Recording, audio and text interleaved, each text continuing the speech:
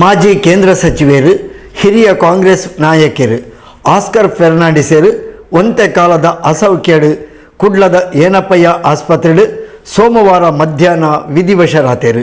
ಕಾಂಗ್ರೆಸ್ನ ಪರಮೋಚ್ಚ ನಾಯಕಿ ಸೋನಿಯಾ ಗಾಂಧಿಯರನ್ನ ನಿಕಟವರ್ತಿಯಾದ ಗುರುತಿಸಾದಿತ್ತಿನ ಆಸ್ಕರ್ ಫೆರ್ನಾಂಡಿಸ್ 5 ದಶಕದ ರಾಜಕೀಯ ಜೀವನಡು ಸತತ 5 ಸರ್ತಿ ಉಡುಪಿ ಲೋಕಸಭಾ ಸದಸ್ಯರಾದ ಆಯ್ಕೆಯಾದಿತ್ತೇರು. ಸಾರಥ ವರ್ಮನುತ ಸೊನ್ಪತ್ತ ಎನ್ಮೆರ್ದು ಬೊಕ್ಕ ಸತತ 4 ಸರ್ತಿ ರಾಜ್ಯಸಭಾ ಸದಸ್ಯರಾದ ಕಾರ್ಯನಿರ್ವಹಿಸಾದೇರು. ಇಮ್ಮೆರ್ನ ರಾಜ್ಯಸಭಾ ಸದಸ್ಯತ್ವದ 4ನೇ ಅವಧಿ 2022 ಜೂನ್ 30 ಮುಟ್ಟಲ ಇತ್ತಂಡು. ಮನಮೋಹನ್ ಸಿಂಗ್ ಸರ್ಕಾರದ ಸಚಿವರಾದ ಕಾರ್ಯನಿರ್ವಹಿಸಾದಿತ್ತಿನ ಆಸ್ಕರ್ ಫೆರ್ನಾಂಡಿಸ್ ಎಡ್ಡ ಯೋಗಪಟುವಾದಲ ಗುರುತಿಸಾದಿತ್ತೇರು. ಆಸ್ಕರ್ ಫೆರ್ನಾಂಡಿಸರು ಬೊಡೆದಿ ಬ್ಲಾಸಮ್ ಫೆರ್ನಾಂಡಿಸ್ ಆಣಮಗೆ ಬೊಕ್ಕ ಪೊಣ್ಣು ಮಗಲ್ ಸೇರ್ನಂಚ ಅಪಾರ ಬಂಧು ಬಳಗ ಅಭಿಮಾನಿಲೇನು ಅಗಲ್ದೇರು. ರಾಜ್ಯಸಭಾ ಪ್ರತಿಪಕ್ಷ ನಾಯಕರು ಮಲ್ಲಿಕಾರ್ಜುನ ಖರ್ಗೆಯರು ಶನಿವಾರ ಆಸ್ಪತ್ರೆಗೆ ಭೇಟಿ ಕೊಡ್ದು ಆಸ್ಕರ್ ಫೆರ್ನಾಂಡಿಸರ್ನ ಯೋಗಕ್ಷೇಮಲ್ಲ ವಿಚಾರಿಸಾದಿತ್ತೇರು. ಕಾಂಗ್ರೆಸ್ನ ಪರಮೋಚ್ಚ ನಾಯಕಿ ಸೋನಿಯಾ ಗಾಂಧಿ ಸೇರ್ನಂಚ ಪ್ರಮುಖರು ಗಣ್ಯರು ಕುಡ್ಲ ಶಾಸಕರು ಯುಟಿ ಖಾದರ್ ಆಸ್ಕರ್ನ ನಿಧನಗೆ ಸಂತಾಪವನ್ನು ಸೂಚಿಸಿದರು. ಲೋಕಸಭಾ ಕ್ಷೇತ್ರದಿಂದ ಲೋಕಸಭಾ ಸದಸ್ಯರಾಗಿ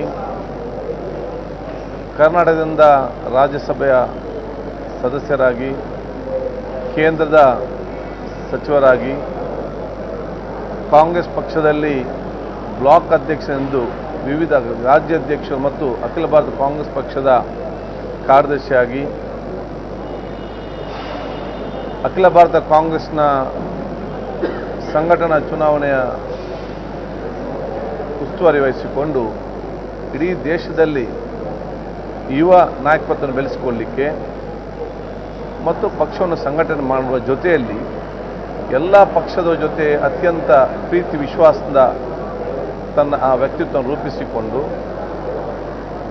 ಸಚಿವರಾಗಿದ್ದಂಥ ಸಂದರ್ಭದಲ್ಲಿ ESI ವತಿಯಿಂದ ಇವತ್ತು ಕಾರ್ಮಿಕರಿಗೆ ಬೇಕಾಗುವ ವಿಶೇಷದ ಯೋಜನೆಗಳು, ಅದೇ ರೀತಿ ಟ್ರಾನ್ಸ್ಪೋರ್ಟ್ ಸರ್ವಿಸ್ ಮಂತ್ರಿಯಾದ ಸಂದರ್ಭದಲ್ಲಿ ಕರ್ನಾಟಕ ರಾಜ್ಯಕ್ಕೆ ಇವತ್ತು ಅತ್ಯಂತ ಹೆಚ್ಚಿನ CRF ಅಲ್ಲಿ ಇವತ್ತು ಅನುದಾನಗಳು, ಬಹುಶಃ ಇವತ್ತು ಶಿರಾಡಿ ಘಾಟ್ ಒಂದು ಹಂತದಲ್ಲಿ ಮಳೆಗಾಲದಲ್ಲಿ ಯಾರಿಗೂ ಕೂಡ ಹೋಗಲಿಕ್ಕೆ ಸಾಧ್ಯವಿಲ್ಲ, ಮಂಗಳೂರು ಪ್ರದೇಶ ಒಂದು ದ್ವೀಪ ಅಂತ ಸಂದರ್ಭದಲ್ಲಿ ಇವತ್ತು ಅದಕ್ಕೆ ಸಂಪೂರ್ಣವಾಗಿ ಕಾಂಕ್ರೀಟೀಕರಣಕ್ಕೆ ಬೇಕಾಗುವಂಥ ಅನುದಾನ, ಜಪಾನ್ನವರನ್ನು ಕರೆಸಿಕೊಂಡು ಶಿರಾಡಿ ಘಾಟಿಗೆ ಇವತ್ತು ಟನಲ್ ಮುಖಾಂತರ ರಸ್ತೆ ರೂಪಿಸುವಂಥ ಯೋಜನೆಗೆ ಕೊಟ್ಟಂಥ ಚಾಲನೆ, ಇವತ್ತು ಮಂಗಳೂರಿನ ಪ್ರದೇಶದಲ್ಲಿ MRPಯಲ್ಲಿರಲಿ ಅಥವಾ ನಮ್ಮ ಕೊಂಕಣ ರೈಲ್ವೆಗೆ ಸಂಬಂಧಪಟ್ಟ ಇರಲಿ ಅದಕ್ಕೆ ಒಂದು ಚಾಲನೆ ಕೊಟ್ಟು ಅದೊಂದು ದಡ ಸೇರಿಸಿ ಇವತ್ತು ಪ್ರಮುಖವಾದ ಆ ಒಂದು ನೇತೃತ್ವವನ್ನು ಆಸ್ಕರ್ ಜಿ ವಹಿಸುವಂಥ ಸಂದರ್ಭದಲ್ಲಿ ಇವತ್ತು ವಿದ್ಯಾರ್ಥಿಗಳಿಗೆ ಯುವಕರಿಗೆ ಎಲ್ಲ ರಾಜಕಾರಣ ಮಾರ್ಗದರ್ಶಕರಾಗಿ ತನ್ನ ಆ ಒಂದು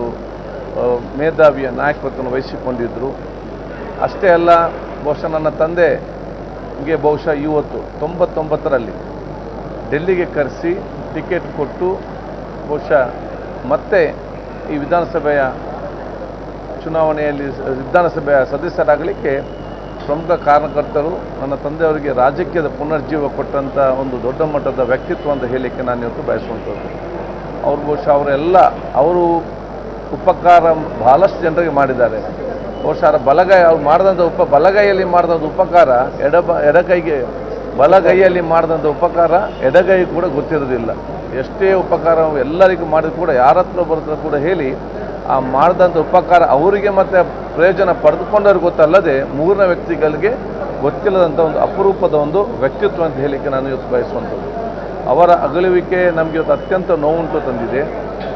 ಅಷ್ಟು ಮಾತ್ರ ಅಲ್ಲ, ಬಹುಶಃ ಇವತ್ತು ನಮಗೆ ನಮ್ಮ ಪಕ್ಷಕ್ಕೆ ಮತ್ತು ನಮ್ಮ ಸಮಾಜಕ್ಕೆ ನಮ್ಮ ಈ ಜಿಲ್ಲೆಗೆ ಅತ್ಯಂತ ದೊಡ್ಡ ನಷ್ಟ ಉಂಟಾಗಿದೆ. ಯುವಕರಿಗೆ ಆ ಒಂದು ಪ್ರೇರಣೆಯ ವ್ಯಕ್ತಿತ್ವ ನಾವು ಇವತ್ತು ಕಲ್ಕೊಂಡಿದ್ದೇವೆ ಅಂತ ಹೇಳಲಿಕ್ಕೆ ನಾನು ಇವತ್ತು ಬಯಸಿ ಬಹುಶಃ ಅವರ ಆ ಅಭಿಮಾನಿ ವರ್ಗದವರಿಗೆ, ಕುಟುಂಬಸ್ಥರಿಗೆ, ನಮಗೆಲ್ಲರಿಗೂ ಕೂಡ ಅವರ ದುಃಖವನ್ನು ಸಹಿಸುವಂಥ ಶಕ್ತಿ ಆ ದೇವರು ಕೊಡಲಿ. ಹಿರಿಯ ರಾಜಕಾರಣಿ, ಸರಳ ಸಜ್ಜನಿಕೆಗೆ ಹೆಸರಾಗಿರ್ತಕ್ಕಂಥ ಆಸ್ಕರ್ ಫೆರ್ನಾಂಡಿಸ್ ಅವರು ಇವತ್ತು ನಿಧನರಾಗಿದ್ದಾರೆ. ವಿಶೇಷವಾಗಿ ನಮ್ಮ ಕರಾವಳಿ ಜಿಲ್ಲೆಯಿಂದ ಒಬ್ಬ ರಾಷ್ಟ್ರೀಯ ನಾಯಕರಾಗಿ ಮೂಡಿಬಂದವರು. 7 ಬಾರಿ ಸುಮಾರು 4 ಬಾರಿ ರಾಜ್ಯಸಭೆ, 3 ಬಾರಿ ಲೋಕಸಭೆಯಿಂದ 7 ಬಾರಿ ಲೋಕಸಭೆ ರಾಜ್ಯಸಭೆಗಳಲ್ಲಿ ಇರ್ತಕ್ಕಂಥ ಒಬ್ಬ ಹಿರಿಯ ಮುತ್ಸದ್ದಿ. ಒಮ್ಮೆ ರಾಷ್ಟ್ರೀಯ ಹೆದ್ದಾರಿಗಳ ಸಚಿವರಾಗಿ, ಕಾರ್ಮಿಕ ಸಚಿವರಾಗಿ ಬಹಳ ಅನುಭವಿ ರಾಜಕಾರಣಿ ಕಾರ್ಯವನ್ನು ಮಾಡಿರ್ತಕ್ಕಂಥವರು. ರಾಷ್ಟ್ರಕ್ಕೆ ಅದ್ಭುತ ಕೊಡುಗೆಯನ್ನು ಕೊಟ್ಟಿದ್ದಾರೆ. ರಾಜೀವ್ ಗಾಂಧಿಯವರ ಸಂಪುಟದಲ್ಲೂ ಕಾರ್ಯದರ್ಶಿಯಾಗಿ ಕೆಲಸ ಮಾಡಿರ್ತಕ್ಕಂಥ ಅನುಭವ ಪಡೆದವರು. ಇವತ್ತು ನಮ್ಮನ್ನು ಅಗಲಿದ್ದಾರೆ. ವಿಶೇಷವಾಗಿ ಒಬ್ಬರು ಅಜಾತ ಶತ್ರು ಅಂತ ಹೇಳ್ಬೋದು. ಎಲ್ಲರ ಜೊತೆ ಸಂಬಂಧಗಳನ್ನು ಚೆನ್ನಾಗಿಟ್ಟಿದ್ರು. ಎಲ್ಲರಲ್ಲೂ, ಸಾಮಾನ್ಯ ಮಕ್ಕಳಲ್ಲೂ ಸಹ ಪ್ರೀತಿಯಲ್ಲಿ ಮಾತನಾಡ್ತಕ್ಕಂಥ ಒಂದು ದೊಡ್ಡದಾಗಿರ್ತಕ್ಕಂಥ ಗುಣ ಇತ್ತು. ದಕ್ಷಿಣ ಕನ್ನಡ, ಉಡುಪಿ ಜಿಲ್ಲೆಯ ಅಭಿವೃದ್ಧಿಯಲ್ಲಿ ಅವರ ಕೊಡುಗೆ ಬಹಳಷ್ಟಿದೆ. ರಾಷ್ಟ್ರೀಯ ಹೆದ್ದಾರಿ ಸಚಿವರಾಗಿದ್ದಾಗ ಹೇಗಿತ್ತು ಹೇಳಿದರೆ, ಅಟಲ್ ಬಿಹಾರಿ ವಾಜಪೇಯಿ ಅವರ ಚತುಷ್ಪಥ ರಸ್ತೆಯನ್ನು ಅವ್ರು ಹೊಗಳಿದರು. ಒಂದು ವಿರೋಧ ಪಕ್ಷದಲ್ಲಿದ್ದರೂ ಒಳ್ಳೆಯ ಕಾರ್ಯಗಳನ್ನು ಗುರುತಿಸುವ ಒಂದು ಶ್ರೇಷ್ಠ ಸಂಪ್ರದಾಯಗಳು ಅವ್ರ ಹತ್ರ. ಎಲ್ಲ ಧರ್ಮಗುರುಗಳಲ್ಲಿ, ವಿಶೇಷವಾಗಿ ಪೇಜಾವರ ಸ್ವಾಮಿಗಳಿರ್ಬೋದು, ಧರ್ಮಸ್ಥಳದ ಹೆಗ್ಗಡೆಯವರಿರ್ಬೋದು, ಇಂಥವ್ರ ಜೊತೆಯೂ ಸಂಬಂಧಗಳನ್ನು ಚೆನ್ನಾಗಿಟ್ಟಿದ್ರು. ಮತ್ತು ಡಾಕ್ಟರ್ ವಿ ಎಸ್ ಆಚಾರ್ಯ ಇರ್ಬೋದು, ಅವ್ರ ಜೊತೆಯೂ ಪಾರ್ಟಿ ಬಿಟ್ಟು ಮಿತ್ರತ್ವವನ್ನು ಬೆಳೆಸಿದವರು. ನಾವು ಸಿಕ್ಕಾಗಲೂ ಎಲ್ಲಿ ಸಿಕ್ಕಿದ್ರು ಭಾಳ ಆತ್ಮೀಯತೆಯಿಂದ ಲೋಕಸಭೆಯ ಅನುಭವಗಳನ್ನು ಹಂಚಿಕೊಳ್ಳೋರು. ವಿಶೇಷವಾಗಿ ಯೋಗ ಸಾಧನೆಯನ್ನು ಮಾಡಿದವರು. ಯೋಗ ಮತ್ತು ಆಧ್ಯಾತ್ಮ ಕಡೆಗೆ ಒಲವು ಇರತಕ್ಕಂಥವ್ರು. ನಿತ್ಯ ಯೋಗದಲ್ಲಿದ್ದರು. ಹೀಗೆ ಒಬ್ಬ ಶ್ರೇಷ್ಠ ಮುತ್ಸದ್ದಿಯಾಗಿ, ಶ್ರೇಷ್ಠ ರಾಜಕಾರಣಿಯಾಗಿ 10 ಒಳ್ಳೆಯ ಪರಂಪರೆಗಳನ್ನು ಹಾಕಿಕೊಟ್ಟು ಇವತ್ತು ನಮ್ಮನ್ನು ಅಗಲಿದ್ದಾರೆ. ಅವರ ಆತ್ಮಕ್ಕೆ ಶಾಂತಿಯನ್ನು ಬಯಸ್ತೇನೆ. ಅವರ ಕುಟುಂಬಕ್ಕೆ ದುಃಖವನ್ನು ಸಹಿಸುವ ಶಕ್ತಿಯನ್ನು ಭಗವಂತ ಕೊಡಲಿ ಅಂತ ಪ್ರಾರ್ಥನೆ.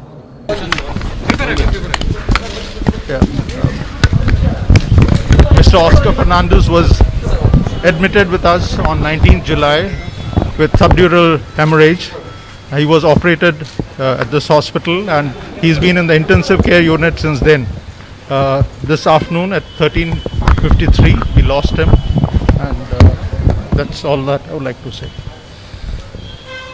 Anything else? Sir, whether he is already operated or brain surgery is already done. It was done immediately after his admission. Okay. Any recovery at that time? No, he's been Dialysis? no, he was managed in the intensive care unit, but he was in coma and he succumbed to it today in the afternoon. Okay, thank you. ಆಗಲೇ ಕಳೆದ ಸುಮಾರು 2 ತಿಂಗಳಿಂದ ಅವರು ಹಾಸ್ಪಿಟಲಲ್ಲಿದ್ದರು. ಅವರನ್ನು ಕಾಂಗ್ರೆಸ್ ಪಕ್ಷ ಅಲ್ಲದೆ ಈ ದೇಶ ಅತ್ಯಂತ ಒಬ್ಬ ಪ್ರಭಾವಿ ನಾಯಕನನ್ನು ನಾವು ಕಳೆದುಕೊಂಡಿದ್ದೀವಿ ಅಂತ ಹೇಳಿದ್ರು ತಪ್ಪಾಗಲಾರ್ದು. ಸುಮಾರು ಜುಲೈ 19ರಂದು ಯೋಗ ಮಾಡಬೇಕಾದ್ರೆ ತನ್ನ ತಲೆ ಗೋಡೆಗೆ ಹೊಡೆದ ಕಾರಣ ಅವರ ಮೆದುಳಿನಲ್ಲಿ ರಕ್ತ ಹೆಪ್ಪುಗಟ್ಟಿತ್ತು. ನಂತರ ಎಲ್ಲ ಥರದ ವೈದ್ಯಕೀಯ ಚಿಕಿತ್ಸೆಗಳನ್ನು ಮಾಡಿದ್ರು.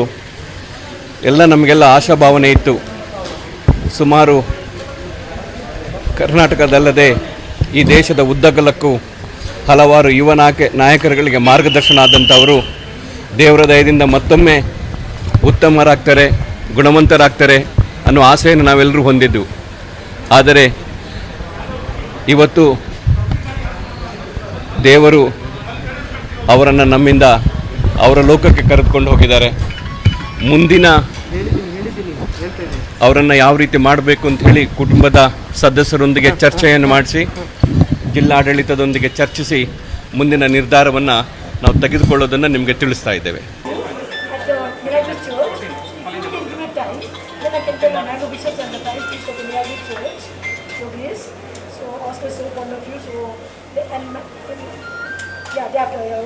But are you keeping good health, Your Lordship? How sweet of you, because you came all the way to bless my son's nuptial mass, my daughter's nuptial mass. So okay. So give us a time, what time, Your Lordship? Can we, because the best people are asking us, so can I give me time at 9:30 only? Can you land tomorrow night, Your Lordship? Tomorrow night, can you land tomorrow night?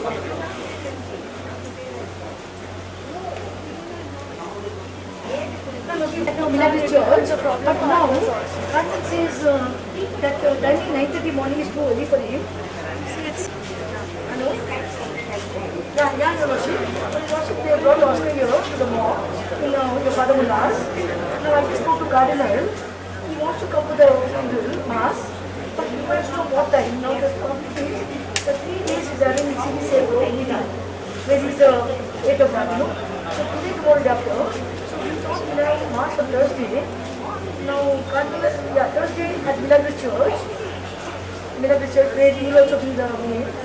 No, Wednesday, tomorrow is Tuesday. Wednesday we got. But we have to move this CBC meeting. Go to my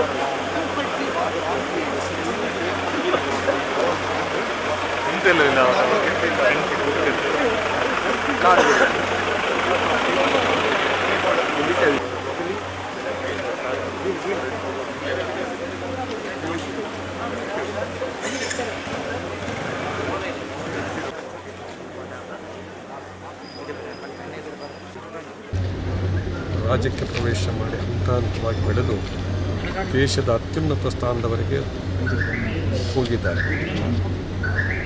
ಸಾಕಷ್ಟು ದೊಡ್ಡ ಸಂಖ್ಯೆಯಲ್ಲಿ ಅಭಿಮಾನಿಗಳಿರ್ತಕ್ಕಂಥ ಈ ಜಿಲ್ಲೆ, ಸಾಕಷ್ಟು ಮುಖಂಡರನ್ನು ತಯಾರು ಮಾಡಿದಂಥ ಮುಖಂಡರು.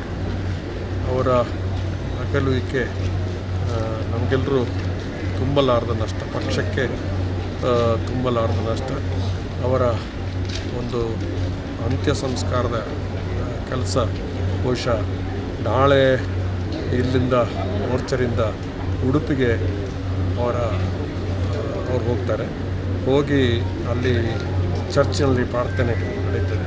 ಪ್ರಾರ್ಥನೆ ನಡೆದ ಮೇಲೆ ಅವರು ಅಲ್ಲಿ 10:30 ಗಂಟೆಗೆ ಕಾಂಗ್ರೆಸ್ ಆಫೀಸಿಗೆ ಬರ್ತಾರೆ. ಕಾಂಗ್ರೆಸ್ ಅವರಿಗೆ 11:30-12 ಗಂಟೆವರೆಗೆ ಅಲ್ಲಿ ಇರ್ತಾರೆ. ಅಲ್ಲಿಂದ 2:30 ಗಂಟೆಗೆ ಅಲ್ಲಿಂದ ಹೊರಟು 3:30 ಗಂಟೆಗೆ ಮಂಗಳೂರು ತಲುಪ್ತಾರೆ. 3:30 ಗಂಟೆಗೆ ನಮ್ಮ ಕಾಂಗ್ರೆಸ್ ಕಚೇರಿಯಲ್ಲಿ ಅವರ ಅಂತಿಮ ದರ್ಶನಕ್ಕಾಗಿ ಅವರು ಇರ್ತಾರೆ. ಅಂತಿಮ ದರ್ಶನ ಅದು 3:30 ಗಂಟೆಯಿಂದ 5:30 ಗಂಟೆವರೆಗೆ ಇರ್ತದೆ. ಆ ಅಂತಿಮ ದರ್ಶನ ಆದ ನಂತರ ಅವರು ಮತ್ತೆ ಮಾರ್ಚರಿಗೆ ಬರ್ತಾರೆ. ಮಾರ್ಚರಲ್ಲಿ ನಾಡ್ದು ಬೆಳಿಗ್ಗೆ ಇಲ್ಲಿಂದ ಮಿಲಾಗ್ರಿಸ್ ಚರ್ಚಲ್ಲಿ ಹೋಗಿ ಪೂಜೆ ನಡೀತದೆ. ಪೂಜೆ ನಡೆದಾದ ಮೇಲೆ ಅವರು ಬೆಂಗಳೂರಿಗೆ ಹೋಗ್ತಾರೆ. ಬೆಂಗಳೂರಲ್ಲಿ KPCC ಕಚೇರಿಯಲ್ಲಿ ಅಂತಿಮ ದರ್ಶನಕ್ಕೆ ಇರಲಾಗುತ್ತೆ. ಮುಂದಕ್ಕೆ ರಾಷ್ಟ್ರ ನಾಯಕರೆಲ್ಲ ಅಲ್ಲಿ ಬರುವ ಕಾರ್ಯಕ್ರಮ. ಸದ್ಯ ಯಾವೆಲ್ಲ ನಾಯಕರು ಕರೆ ಮಾಡಿ ಸಂತಾಪ ಎಲ್ಲ ಸಾಮಾನ್ಯವಾಗಿ ಎಲ್ಲರೂ ಕೂಡ ಸೋನಿಯಾ ಗಾಂಧಿಯಿಂದ ಹಿಡಿದು ರಾಹುಲ್ ಗಾಂಧಿಯವರೆಗೆ ಮೊನ್ನೆ ಹುಷಾರಿಲ್ಲದಾಗ ಎಲ್ಲರೂ ಕೂಡ ಅವರ ಪತ್ನಿ ಜೊತೆ ಮಾತಾಡಿದ್ದಾರೆ. ಹುಷಾರಿಲ್ಲದದ್ದು ಸ್ಪೀಡಿ ರಿಕವರಿ ಆಗಬೇಕು ಅಂತ ಹೇಳಿದ್ದಾರೆ. ಅದು ನಮ್ಮನ್ನು ಬಿಟ್ಟು ಅವರು ಅಗಲಿದ್ದಾರೆ. ಮುಂದಕ್ಕೆ ಆ ಕಾರ್ಯಕ್ರಮ ಹೇಗೆ ಅಂತೇಳಿ ಮುಂದಕ್ಕೆ